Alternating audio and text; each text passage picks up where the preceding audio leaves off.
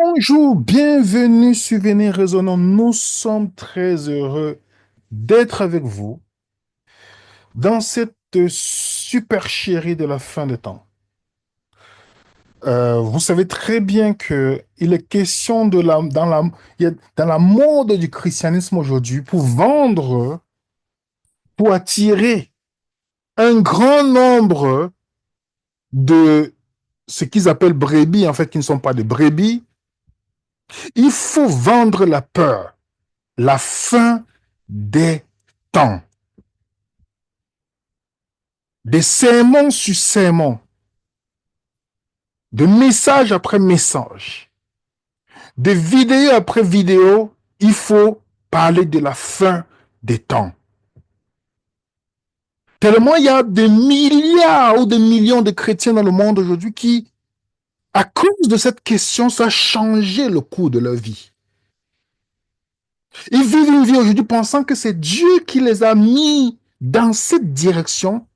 Non, ils ont été influencés par la croyance, par cette supercherie de la fin de temps. De William Graham, vous le connaissez? Are you ready?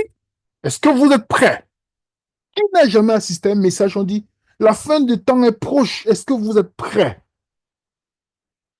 Vous avez la multiplication des pasteurs, pseudo-pasteurs vedettes aujourd'hui sur YouTube,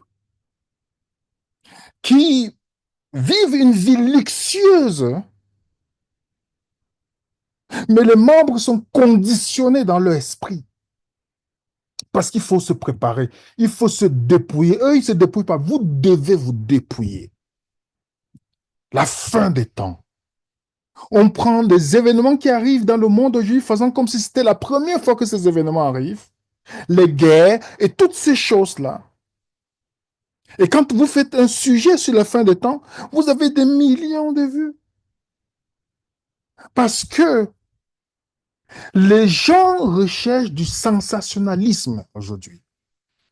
Et ces gens-là, ces pseudo-pasteurs, ils savent que c'est le moyen par lequel ils peuvent vous tenir, par la peur. Lorsqu'on a peur, on ne réfléchit plus du tout. Et on ferme les yeux parce que c'est le réflexe de tout être humain. La peur empêche notre raison de fonctionner. Avant d'entrer dans ce sujet, je vais d'abord préciser que le but de cette vidéo, ce n'est pas l'attaque contre quiconque, c'est juste d'expliquer comment on est arrivé à ce type d'évangile où on parle plus du diable que du Christ. On parle plus des catastrophes que du royaume des cieux. Comment est-ce qu'on est arrivé? Parce que vous et moi, chacun d'entre nous, moi je parle pour moi, mon nom, pas au nom de l'équipe Venez Raisonnons, j'étais victime de cette croyance. Et je suis persuadé que toi qui écoutes, que tu aimes Venez Raisonnons ou pas, cette croyance a conditionné ta façon de vivre dans ce monde et tes choix.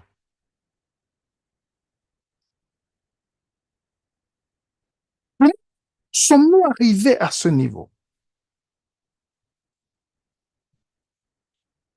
C'est ça que nous devons nous poser comme question.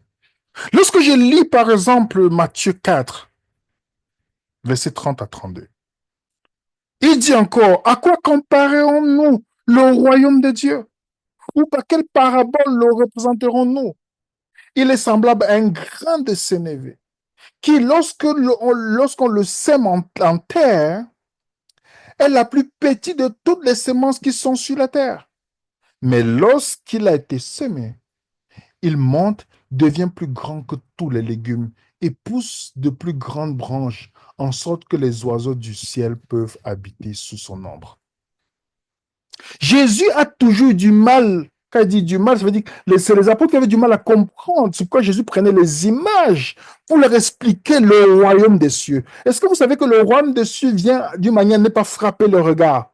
Jésus lui-même le dit dans Luc chapitre 17. Donc, avant la vision de la fin du monde obsédée par les catastrophes, la croyance dominante tout au long de l'histoire des premiers chrétiens,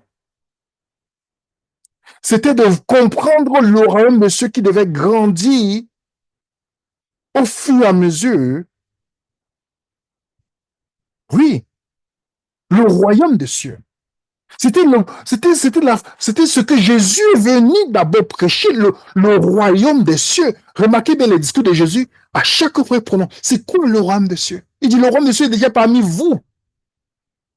Mais toutes ces personnes viennent nous prêcher les catastrophes, l'enlèvement secret, la tribulation de 7 ans, l'antéchrist, la bataille d'Armageddon, les conflits concernant Israël, la loi du dimanche. Jésus n'a pas prêché toutes ces choses-là. D'autres ont pris le livre d'Apocalypse. Ils ont bien traduit. Donc, au lieu de mettre révélation, c'est devenu apocalypse, donc catastrophe. Catastrophe.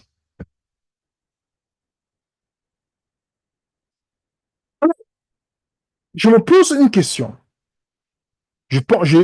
Les informations qui vont être données ici, déjà, je fais confiance à beaucoup d'entre vous parce que je sais que vous partez vérifier. Parce que nous ne sommes pas une dénomination, ni une secte, quoi que ce soit. Nous sommes des étudiants, on se pose des questions. Et on veut trouver tout par la Bible et l'histoire réelle. Comment sommes-nous passés d'un évangile de paix et d'espérance à un avertissement de mort et de désastre? Ça, c'est ma première question. Comment sommes-nous passés d'un évangile annonçant que le monde s'améliore à l'idée que le monde empire?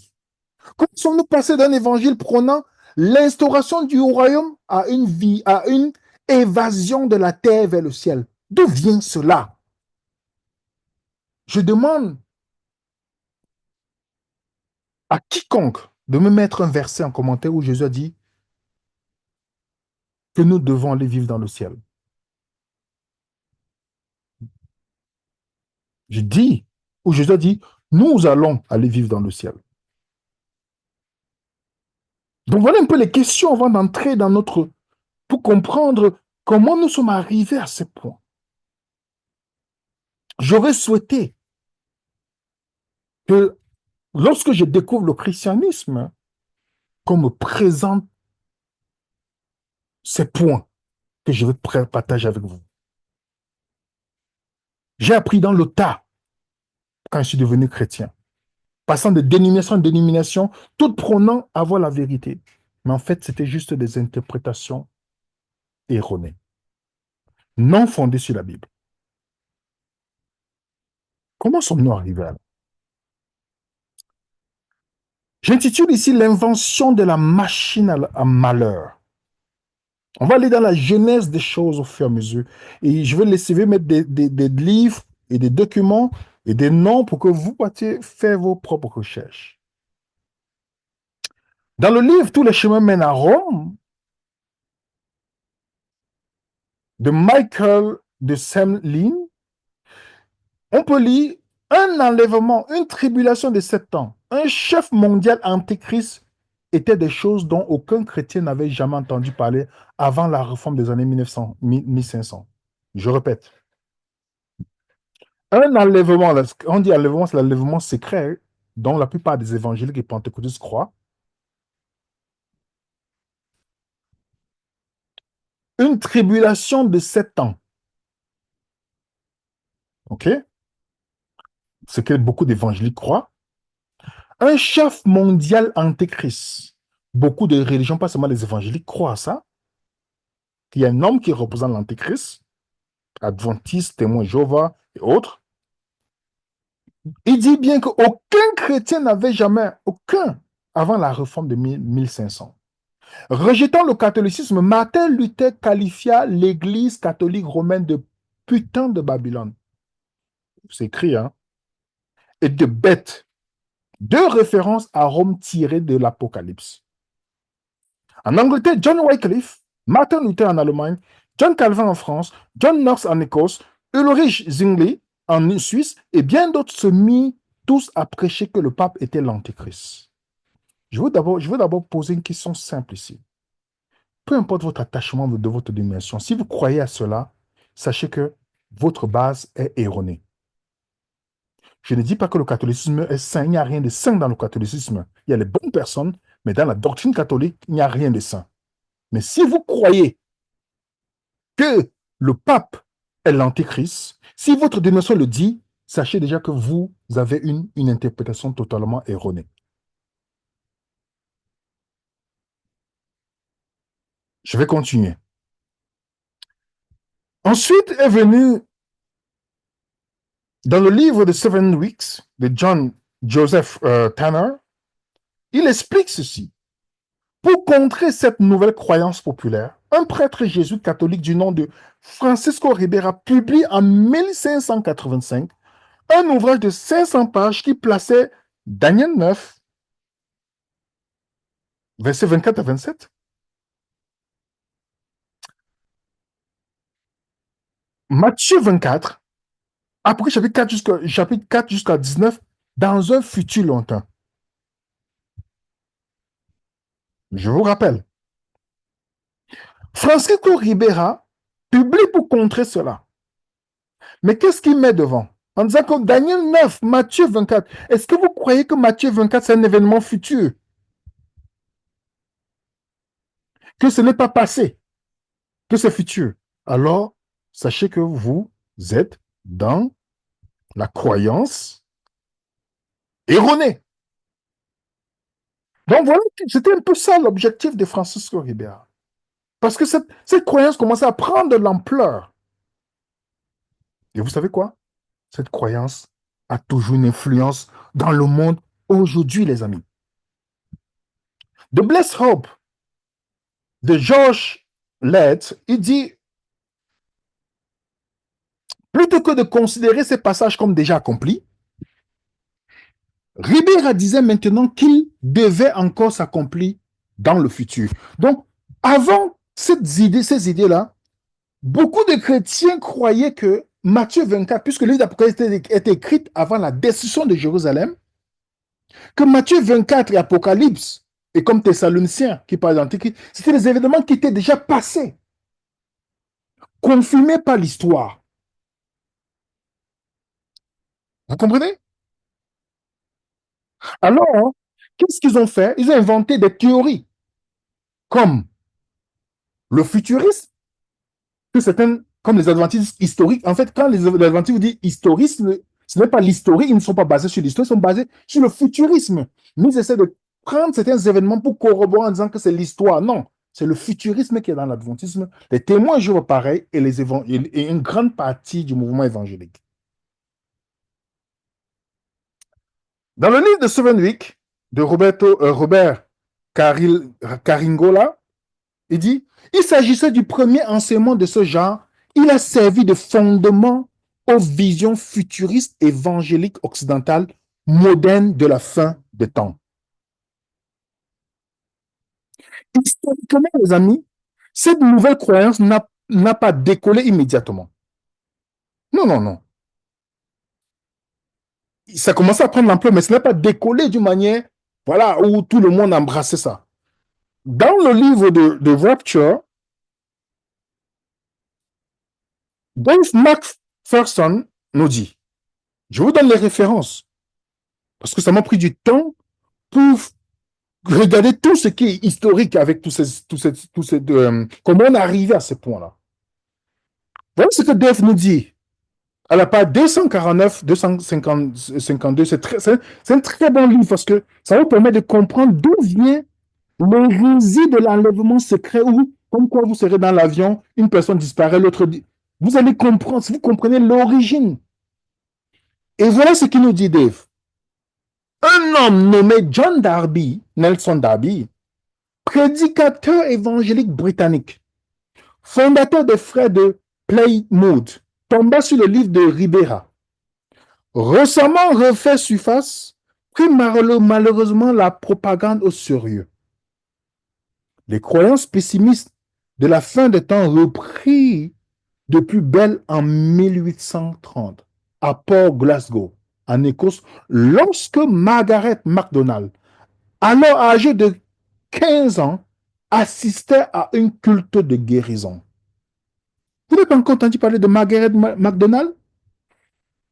Tous ceux qui croient à cette hérésie de l'enlèvement secret, ils doivent leur croyance à Margaret MacDonald. Donc John Dalby lit le livre de Rivera et ensuite, avec l'influence de cette dame-là qui a dit qu'elle a une vision, comprenez bien, parce qu'en 1930, c'est l'année où la doctrine de l'enlèvement pré-tribulation, c'est-à-dire qu'avant que les tribulations ne viennent dans le monde, Dieu va enlever les chrétiens. OK? Ils vont pas passer par la souffrance. Donc, ceux qui vont rester sur la terre sont ceux qui vont subir. Donc, les chrétiens ne vont pas subir la tribulation. Vous allez voir, lors du Covid, par exemple, beaucoup de pasteurs évangéliques pentecôtistes vous disaient que lorsqu'on va vacciner les gens, ce sera la tribulation, ils seront enlevés avant. Bon, sauf qu'on a vacciné et qu'est-ce qui s'est passé? Ils sont toujours là. Ils ont dit, ils sont tous dans la réinterprétation de la chose. Non, non, ce n'était pas vraiment ça. C'est un autre événement qui va venir. Donc, en 1830, à l'année où la doctrine de l'enlèvement pré-tribulation a pris l'ampleur, Margaret MacDonald a eu une vision de l'enlèvement. Et cette vision a été reprise par John Darby et d'autres personnes. C'est ce que Dave décrit dans son livre. Et Darby a dû prendre des parties de la vision utilisée pour développer sa doctrine appelée ce qu'on appelle le dispensationalisme. Oui, qui est très répandu dans le mouvement évangélique. Tout ce que vous voyez évangélique là, la grande majorité croit à cette doctrine. J'ai lu la vision de Margaret MacDonald et je n'ai pas trouvé où elle a déclaré qu'il y aura un enlèvement avant la tribulation. Et on sait très bien qu'à la fin, cette doctrine, c'était vraiment une création de John Darby. On met seulement, c'est dans la politique qu'elle a une vision, Dieu a montré. Non, non, non, non. C'est John Darby. Dans le livre de Incredible Cover-Up, Dave continue en disant, c'est là qu'elle aurait eu une vision du retour de Jésus, se déroulant en deux étapes. Jésus amenant les chrétiens de la terre, appelés par la suite enlèvement, puis revenant des années plus tard. Voilà. John Darby. John Darby a amplifié l'histoire de Margaret MacDonald. Il a commencé à enseigner l'enlèvement secret. Cette croyance hérétique a commencé à aller dans plusieurs endroits. Les gens commençaient à adopter la croyance de John Darby.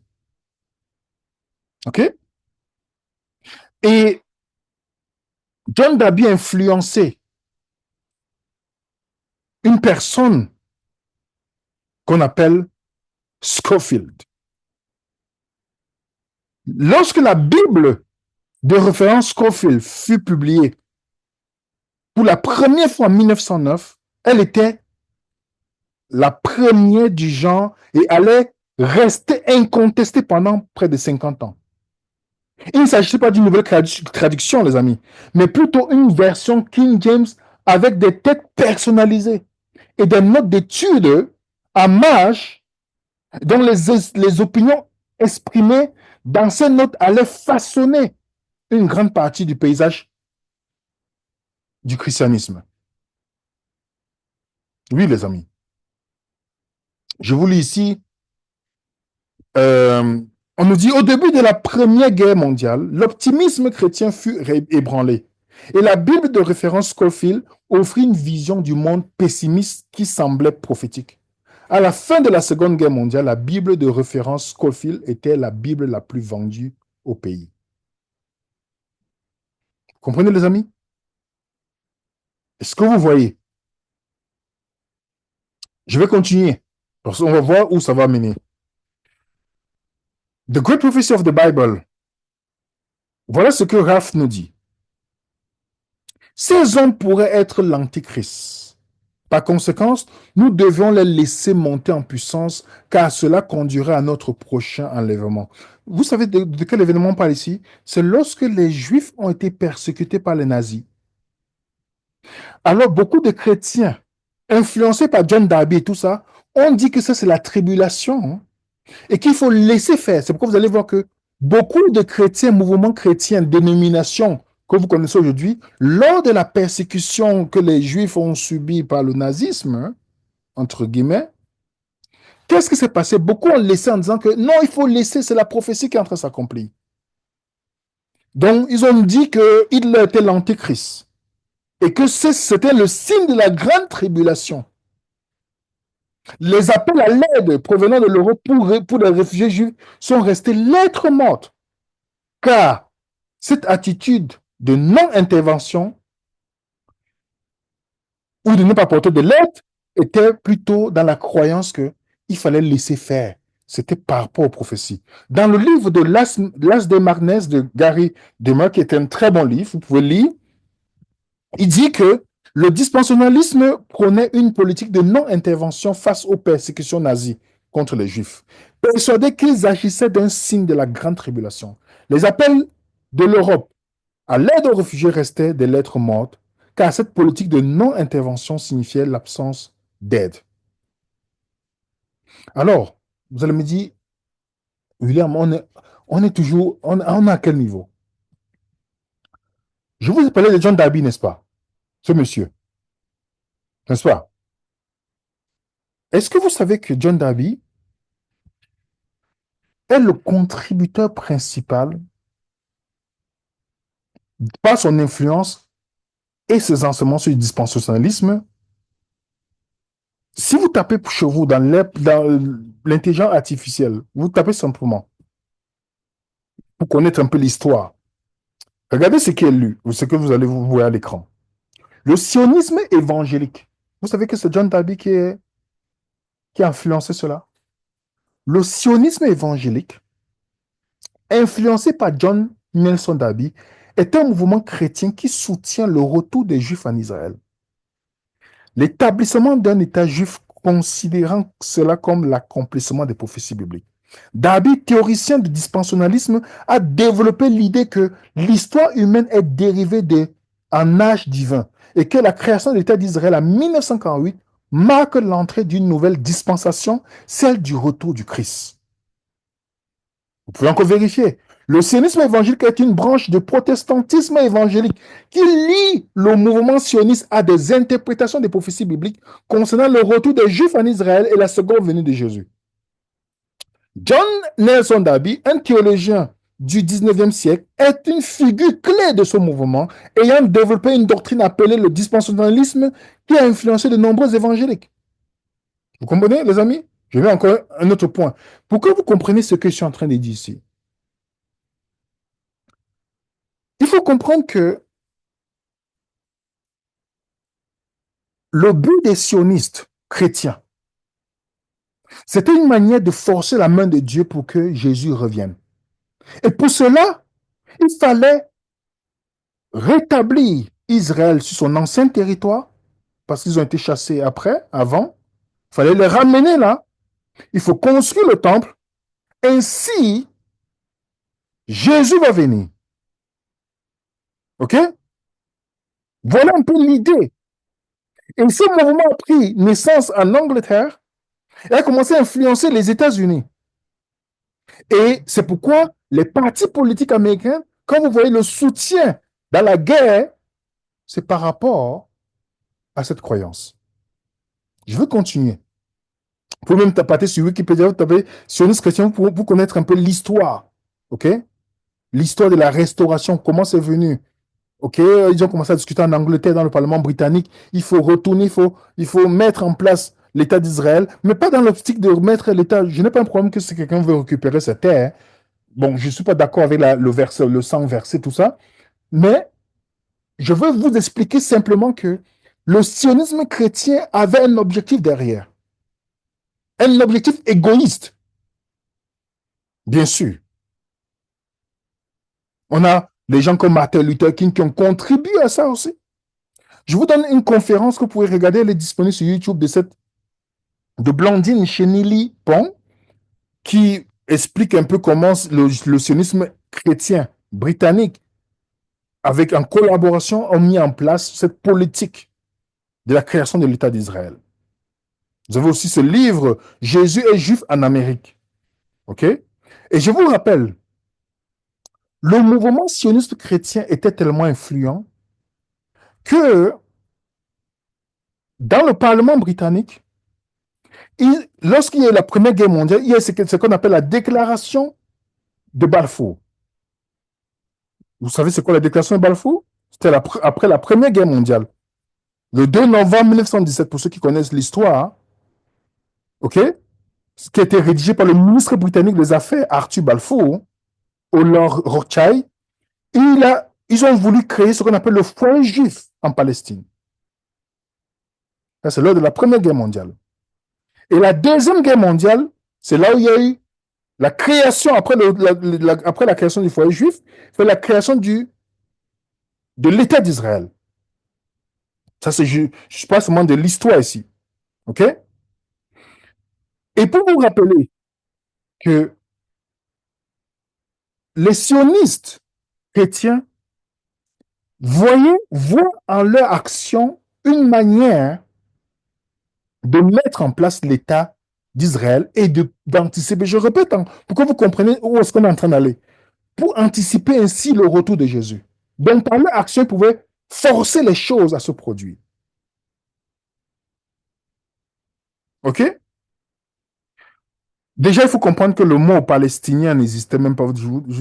C'était un mot qui a été changé parce qu'il y avait les Philistins qui habitaient la zone de Gaza. Une fois que vous savez que les Juifs ont été déportés plusieurs fois par les Grecs, les Romains, tout ça, et puis d'autres pensaient à retourner, mais il y a des Juifs qui ne voulaient pas retourner. Parce que pour eux, les sionistes ne font pas la volonté de Dieu. Il y a un grand, c'est pourquoi vous allez voir les Juifs qui s'opposent à Israël, par exemple. Moi, j'étais surpris, je dis, mais vous êtes supposé soutenir. C'est là où je suis allé plus loin, je me suis dit, ah, beaucoup de Juifs ne supportent pas le sionisme. Le sionisme qui veut, à tout prix, grâce à cette influence des États-Unis, instaurer l'État d'Israël. Il y a beaucoup de Juifs qui ne... Voilà, ils disent que c'est pas dans le moment, c'est pas le moment de retourner. Ils vont vous dire, ce n'est pas le moment de retourner. Revenons sur le sionisme. Dans la Bible de Scofield, Scofield a été largement influencé par un sioniste au nom de Samuel Untermeyer. Dans le livre où on nous parle de l'histoire de ce qui s'est passé de John Darby jusqu'à Scofield, l'auteur nous dit les chercheurs pensent que Samuel Untermeyer, l'un des amis les plus proches de Scofield, avocat et l'un des sionistes les plus riches d'Amérique, finança la rédaction de la Bible de référence et des conditions de la vie luxueuse en Europe furent également financées, ce qui permit à Scofield de nouer les liens avec Oxford University Press. Il semble que l'intérêt de Scofield pour le darbyisme fut partagé par Oxford, qui publia et distribua la Bible de référence Scofield. Cette Bible où il fallait à tout prix mettre, comme Matthieu 24, les choses de la fin des temps, que c'est futuriste, toutes ces choses, voilà, comme des gens croient aujourd'hui, quoi. Donc, on sait que Scofield, d'après les recherches, il a perçu un grand financement et grâce à ce financement, ces enseignements ont pénétré des grandes universités et des grandes presses qui ont influencé le monde. OK? Alors, la théologie dispensationnisme pessimiste a été créée au fil des années et c'est comme ça que ça a pris voilà, ça a pris un essor dans le christianisme. Vous allez voir, par exemple, pourquoi on vous parle, par exemple, que les évangéliques supportent Israël. Ils ne supportent pas Israël parce qu'ils aiment beaucoup Israël. Ils supportent parce qu'il faut construire le temple, entre guillemets. Hein. Pourtant, on sait que le temple, d'après la Bible, quand Jésus parle de construire le temple, le troisième temple, n'est pas une chose physique. Mais pour les dispensationalistes, il fallait à tout prix amener, il faut cela. Et vous allez voir, c'est à partir de ce moment où Scofield a pénétré et l'influence de la politique pour la création de l'État d'Israël et les enseignements comme ce monsieur Al Lindsey qui a influencé énormément les conférences sur l'Apocalypse dans le monde entier, Pour ceux qui ont dit, vous connaissent, celui qui a fait le film, il a produit le film L'Enlèvement secret. Toujours ce monsieur, son ministère est connu aux États-Unis, a une grande influence à l'INSEE. Vous tapez ce mot sur Internet, vous allez voir. Et c'est comme ça que par les interprétations de certains textes bibliques, ils ont commencé à mettre en place, vous pouvez taper simplement sur votre Google, je ne veux pas lire tout parce que je n'ai pas envie de m'éterniser ici. Vous allez voir, vous mettez vérité dispensationalisme 1917. Ça va vous donner comment ils ont pris les paraboles dans la Bible pour interpréter ça comme des choses futuristes parlant d'Israël. OK? Vous allez voir, par exemple, ce livre aussi, très intéressant pour vous montrer le parcours. Comment, voilà la vision qu'ils ont mise en place, comment ils ont séparé les deux temps, que Christ il va enlever les chrétiens, les Juifs vont vivre une tribulation, après il va venir chercher, il va venir établir maintenant son royaume. Tout cela, vous allez voir, j'ai mis quelques notes ici, mais allez sur Google, vous mettez seulement, comme vous voyez à l'écran, vous allez tomber là-dessus. Et pour connaître, pour ceux qui connaissent l'influence du mouvement évangélique, vous pouvez regarder les documentaires qui ont été faits chez Arte. Les évangéliques à la conquête du monde. Vous voyez ça, vous comprenez. Dieu, l'argent, le pouvoir, les évangéliques à la conquête du monde. Le nationalisme chrétien. Vous savez que Trump a été soutenu par eux. Voici l'une des grandes figures. Ce monsieur, il parle, il est républicain, il met la pression sur les politiques. Et c'est comme ça que, par l'influence de Martin Luther et toutes ces personnes qui voient le pape comme l'antéchrist, et finalement, John Darby, qui a pris cela et qui a commencé à concocter cette vision par l'influence qu'il a eue, on ne sait pas qui l'a inspiré, moi je ne connais pas, mais je sais simplement que ce n'est pas Dieu qui l'a inspiré. Et remarquez bien comment ces gens ont l'influence jusqu'à même dans la politique américaine. Pour vous dire, les gens pensent qu'aux États-Unis, il y a d'autres. Non, c'est les évangiles qui sont puissants. Ils sont puissants aux États-Unis. Vous ne pouvez pas être président américain sans être supporté par ce mouvement évangélique. Parce que le mouvement évangélique veut anticiper le retour de Jésus, entre guillemets. Et pour cela, ils ont une croyance ferme qui a été façonnée par des doctrines, de ces fausses doctrines-là. Et vous voyez comment c'est conséquent, comment ça a des conséquences dans le monde aujourd'hui, où il y a le sang versé.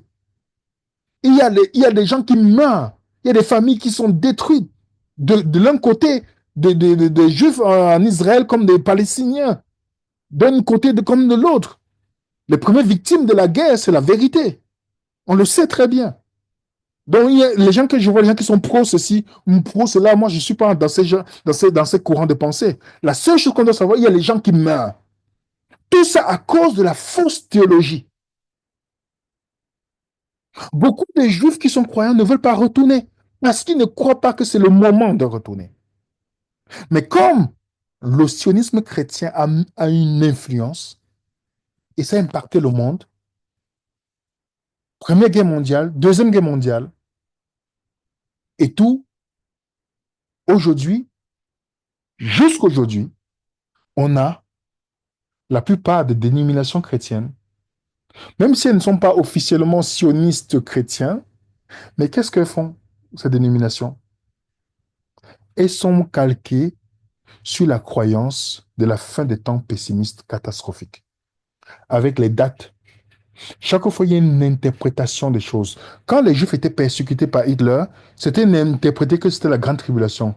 Maintenant, vous allez voir les mêmes gens qui croyaient que c'est la grande tribulation sont dit non, non, non, non, c'est à venir encore. C'était pas vraiment ça, c'est à venir.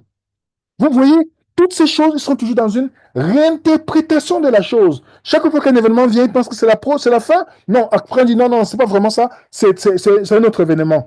C'est le même mécanisme. Alors, ce mécanisme a influencé des sectes chrétiennes,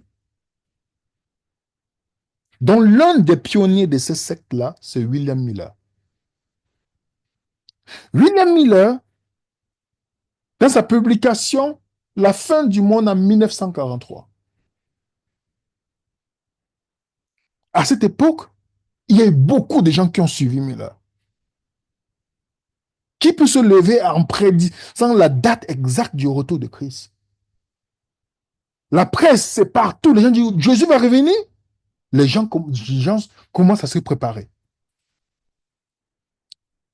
Comme tous les faux agents de l'ennemi, dont Miller, qu'est-ce qui s'est passé? Il a donné deux dates. La première date, 21 mars 1943, c'est pas arrivé. Non, il a encore réinterprété. 21 mars 1944. Jésus n'est pas toujours revenu. Vous savez ce qu'on appelle la dissonance cognitive? Il fallait réinterpréter. C'est lorsque l'expérience est différente de ce que je crois. Qu'est-ce qu'on fait? On va réinterpréter. Dites-moi d'abord, est-ce que Jésus vous a dit dans sa parole de connaître une date quelconque lorsqu'il écrivait aux apôtres? Non. Les apôtres savaient que c'était lié à la destruction de Jérusalem. Prenez l'exemple d'une femme enceinte.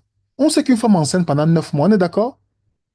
Mais on ne connaît pas le jour que l'enfant vient exactement. Les Juifs savaient que Matthieu 24, c'était lié à la fin de l'ère juive. C'est pourquoi la fin du monde n'apparaît pas dans Matthieu 24. C'est la fin de l'ère juive. De certaines versions, dit la fin du monde. C'est pas ça dans le texte original. Les Juifs savaient que la destruction de Jérusalem, comme Jésus leur avait dit dans Luc 21, Marc 13, Matthieu 24. Mais on ne connaissait pas le jour exact que les situations vont se dérouler. Mais qu'est-ce qui se passe? Les chrétiens se lèvent comme Miller et donnent les dates d'un événement qui est déjà passé. Ils actualisent l'événement en donnant les dates, comme si Jésus avait écrit pour les gens à la fin des temps, à notre ère. Donc, l'origine de ces sectes qui viennent de Miller, c'est une origine déjà qui vient d'une controverse, d'une erreur, d'une hérésie même. Jésus dit ne pas connaître une date, il donne une date. Et de ça, dans cette secte-là, on considère Miller comme quoi? Comme un héros, parce que c'est lui qui a façonné l'interprétation biblique. De Miller est venu Adventiste dimanche et Adventiste samedi. Et dans cette croyance, vous avez le retour de Christ imminent, l'immortalité conditionnelle, le pacifisme, Babylone, l'Église catholique romaine, l'anti-organisation, l'arianisme, Jésus. Voilà, vous connaissez la controverse de Jésus dans cette dénomination, que ce soit témoin Jéhovah ou adventiste. Donc, c'est comme ça que cette croyance sont basées et toute cette dénomination, que ce soit les témoins Jéhovah. Je vous ai donné une vidéo sur témoins Jéhovah. Oui, témoins Jéhovah passer le temps à mettre les dates du retour de Christ. C'est juste la racine de Miller. Les adventistes ont fait pareil, par le biais de leur prophétesse, qui est Ellen G. White. Elle avait dit, vous savez que elle avait parlé de la porte fermée, la prophétie de Shut Door, que la porte de la grâce était fermée, et puis elle a encore corrigé. Vous comprenez? Elle a toujours passé le temps à corriger les choses. La porte de la grâce fermée a pris fin le 22 octobre 1844. Et les adventistes ne savent pas comment défendre ça. Vous avez par exemple le fiasco de Chicago. Vous avez par exemple plusieurs fois quand vous voyez les adventistes, beaucoup vendent leur maison pour aller vivre en campagne, près des montagnes, parce que Madame White a dit cela. Vous avez par exemple, elle dit, le Seigneur m'a montré dans une vision. Je lis seulement ce qui est en jaune. J'ai vu que c'était la volonté de Dieu que les saints se libèrent de toute charge et se débarrassent de leur maison, de leur terre, avant que le temps de détresse n'arrive. Conclut ainsi une alliance avec Dieu. Vous savez ce qui s'est passé? Ils ont libéré, ils ont donné à Madame White. Ils sont enrichis. Elle et son mari sont devenus des millionnaires. Si on évalue tous les biens qu'ils avaient aujourd'hui. Si on évalue aujourd'hui, pour ceux qui ont vu une vidéo, on a fait là-dessus. Voici encore un autre point. J'ai également vu que Dieu m'avait exigé, n'avait pas exigé, j'ai également vu que Dieu n'avait pas exigé que tout son peuple dispose de ses biens en même temps. J'ai vu que certains avaient été obligés de disposer de leurs biens dans le passé pour soutenir la cause adventiste. Vous allez voir que beaucoup d'adventistes, ils font ça, ils vont vendre quelque chose, leur maison, ils vont dire, ah, il faut que je donne pour la cause. Voilà, il faut qu'on donne pour la cause, il faut donner, il y a des gens qui vendent même le bien. Il y a récemment, quelqu'un m'a dit, quelqu'un mort, il a donné le bien à la fédération adventiste pour soutenir la cause. Et quand ces pasteurs vivent aisément dans leur vie. Encore une citation. Dans une vue, vous savez, elle a toujours les visions, hein, les doctrines adventistes sont des visions. Hein. Dans une vue, le 27 juin 1850, mon ange qui m'accompagnait a dit, le temps est presque fini. On est en 1850 ici. J'ai vu qu'il y avait une grande œuvre accomplie pour eux et peu de temps pour le faire. Nous sommes où aujourd'hui? En 2025. Elle pensait que Jésus revenait en 1851. Et cela venait de Joseph Beth. Elle a demandé, ah, Dieu lui a montré, confirmé cela. Vous savez, c'est toujours comme ça, ce procédé avec ces dames-là. Combien d'adventistes ne savent même pas comment défendre ça? Combien d'adventistes ne savent même pas qu'elle a fixé les dates? Le temps est fini, on est en 2025. Tandis que je voyais, je lis ce qui est en jaune. Maintenant, le temps est presque écoulé. Ce que nous avons appris pendant des années, ils devront l'apprendre dans quelques mois. Ils auront également beaucoup à désapprendre et beaucoup à apprendre. Nous sommes en 1850 ici.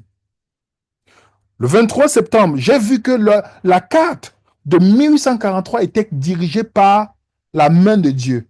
Elle ne devait pas être modifiée, que les figures étaient telles qu'il voulait et que sa main était levée, cachait une erreur dans certains chiffres. Remarquez bien, c'est une carte qui montre que Jésus venait en 1843. Elle dit que Dieu a caché l'erreur aux gens. Donc Dieu trompe les gens, comme un peu dans l'islam, ou comme Satan le fait. Vous comprenez? Dieu trompe les personnes, il cache une erreur. Dieu a conçu pour éprouver, tester son peuple. Sa main couvrit une erreur dans le calcul des périodes prophétiques. Vous comprenez que vous allez voir qu'il y a les gens qui vont regarder cette vidéo, vont se fâcher. Mais la réalité, c'est que si vous pensez que ça, c'est quelqu'un qui est inspiré de Dieu, moi, j'étais quelqu'un qui croyait aux écrits de cette dame. Mais si les francophones ont les écrits de cette dame en anglais, ils vont jamais plus être adventistes dans leur vie. S'ils ont toute la traduction, c'est pourquoi les dirigeants adventistes ne peuvent pas, ils ne peuvent pas, ce n'est même pas pour leur sécurité de traduire les livres, tous les livres de White en français. Parce que celui qui va chercher à lire pour comprendre, il va dire non, je ne peux pas supporter cette femme-ci. Ce n'est pas l'inspiration de Dieu. Et vous savez quoi? Même si vous dites quoi, les adventistes vont croire ce que Mme White dit, ceux qui sont endoctrinés. Elle dit, dans les temps anciens, Dieu parlait aux hommes par la bouche des prophètes et des apôtres. En ces jours, il leur parle par le témoignage de son esprit. Vous savez ce qu'elle a fait? Elle a pris une parole de la Bible, elle a enlevé Jésus, elle s'est mise à la place. Voilà ce que la Bible dit. Autrefois, Dieu a parlé par les prophètes, mais maintenant, par la fin des temps, il nous a parlé par son Fils. Vous voyez ça, les amis? Donc, pour vous résumer, la peur de la fin des temps, ça fait vendre. Et croyez-moi, beaucoup de personnes sont impactées.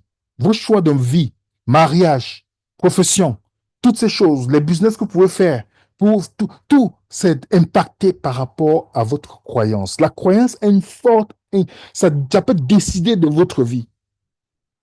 Et il y a des situations dans lesquelles vous et moi, nous sommes, si on n'avait pas cru à ces bêtises, on serait pas passé par ces situations-là.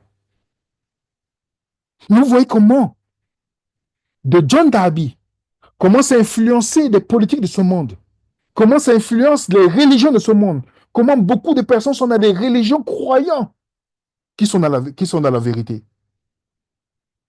Ce qui fait que s'ils devaient faire quelque chose, ils ne vont pas le faire parce qu'ils vont dire non, on vient à la fin de temps.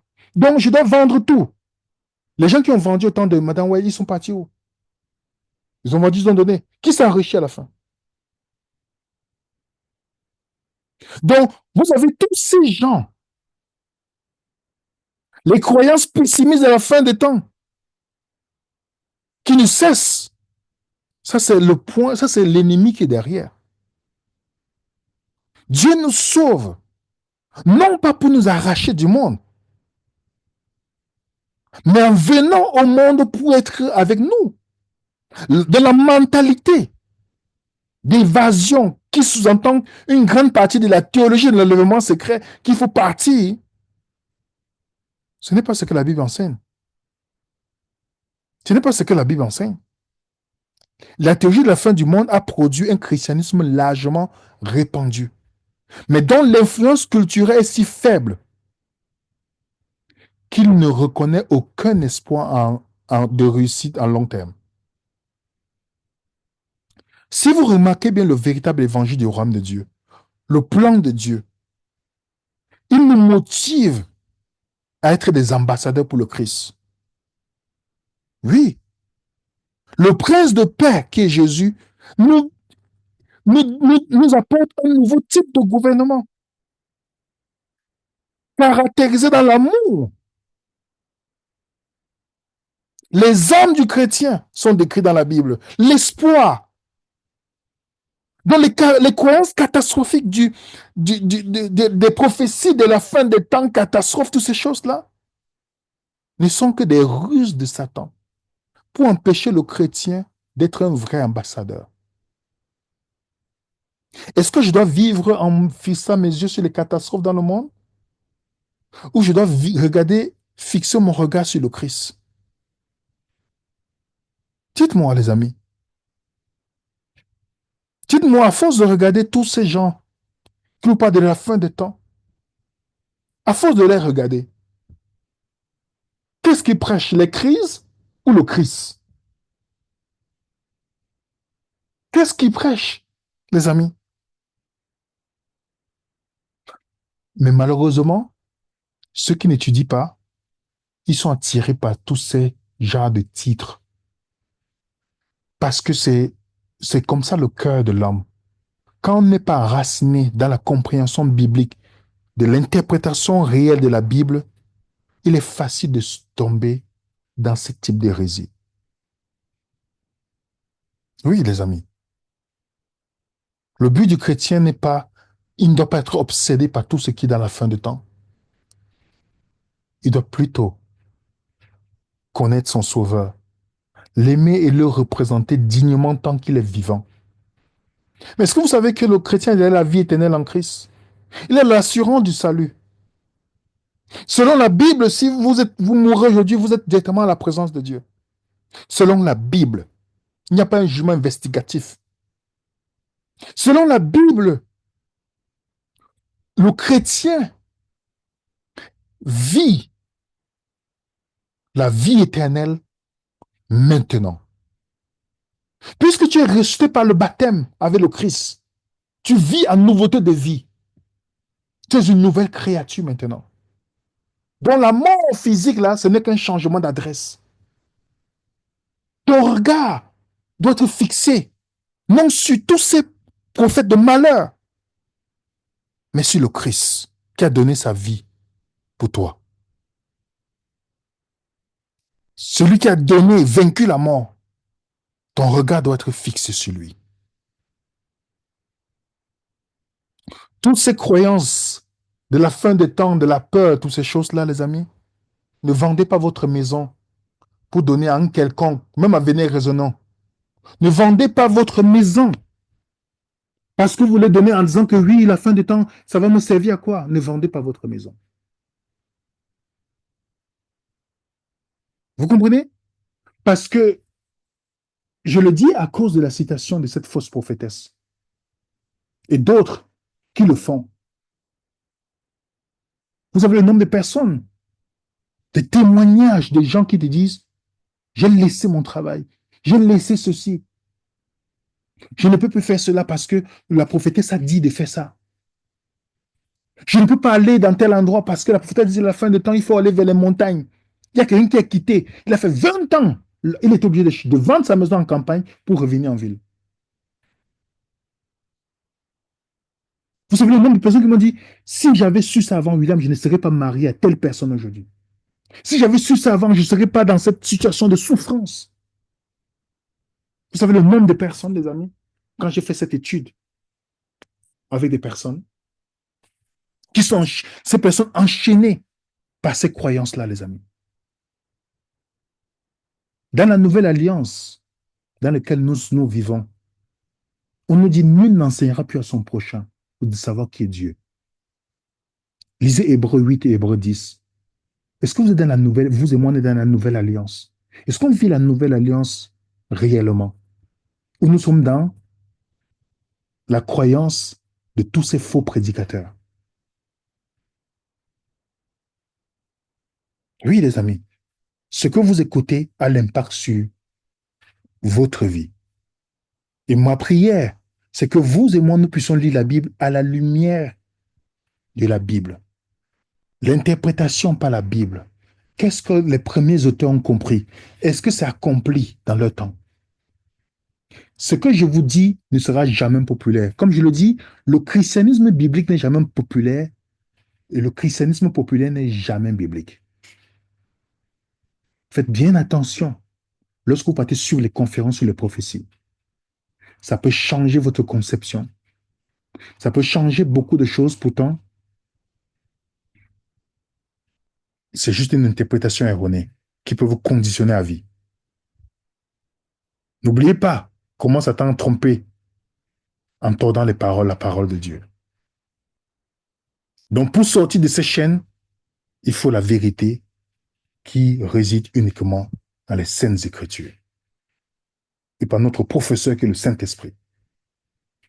Donc voilà, les amis, je voulais partager avec vous. Prenez les informations que je vous ai données.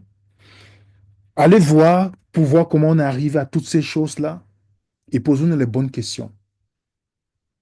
C'est quoi la vie éternelle? C'est de connaître Dieu, n'est-ce pas? C'est quoi la nouvelle alliance? La nouvelle alliance, comment je suis censé vivre dans la nouvelle alliance en tant que chrétien né de nouveau, nouvelle créature? En tout cas, je vous laisse avec cette réflexion. Regardez, la majorité des chrétiens croient à tout ce qui arrive dans les catastrophes du monde comme la fin des temps, n'est-ce pas? Si vous êtes au temps de Christ, qui était majoritaire? Les pharisiens dans leurs croyances? Oui. C'est pourquoi je termine en disant ceci. Le christianisme biblique ne sera jamais populaire. Et le christianisme populaire ne sera jamais biblique. Que la paix du Seigneur soit avec vous. Et merci pour votre temps. Et merci aussi de faire votre recherche, peut-être partager certaines choses avec nous. Que la paix du Seigneur soit avec vous. Au nom de l'équipe Venez Raisonnons, nous vous saluons. À très bientôt sur Venez Raisonnons.